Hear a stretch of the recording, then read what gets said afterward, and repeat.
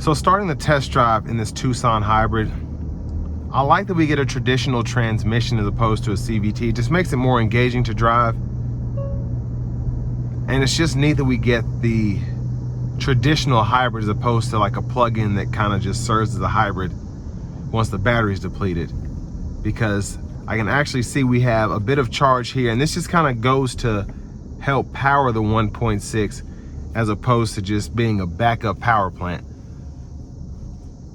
And it just makes it more engaging, but I guess more practical in the sense of you don't have to worry about keeping the battery charged up, and then if you're not running the battery, it's less efficient than it would be if you had juice, because you can pretty much keep this charged up just based on the regenerative braking, because the regenerative braking system in here is very good.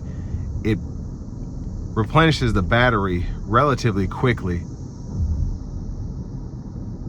even though it is a smaller battery pack.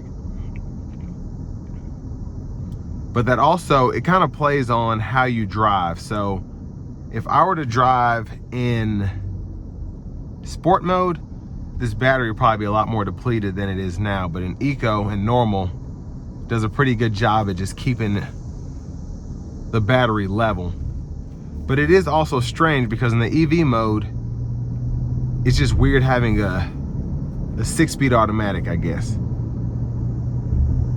Because as soon as it shifts, it pretty much shuts the EV mode off. But I mean, still you're getting 38 city, 38 highway.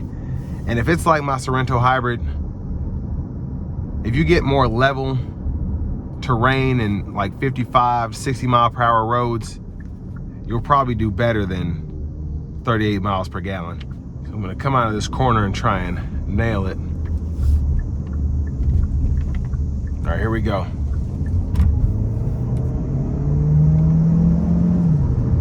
Wow, very quick. I'm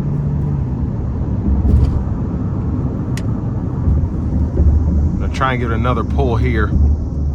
These paddle shifters are very fun.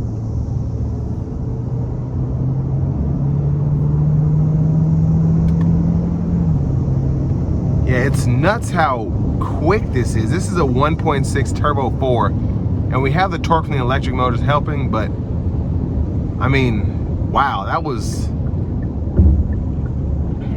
very quick. And it's interesting because I literally had to look down at this pedometer. I'm thinking, am I really going that fast?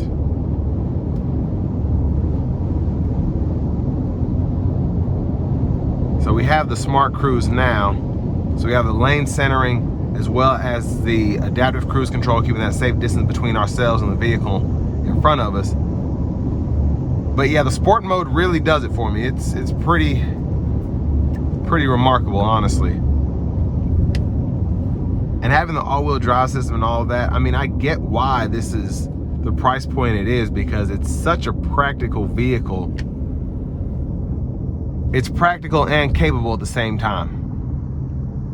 So I love that.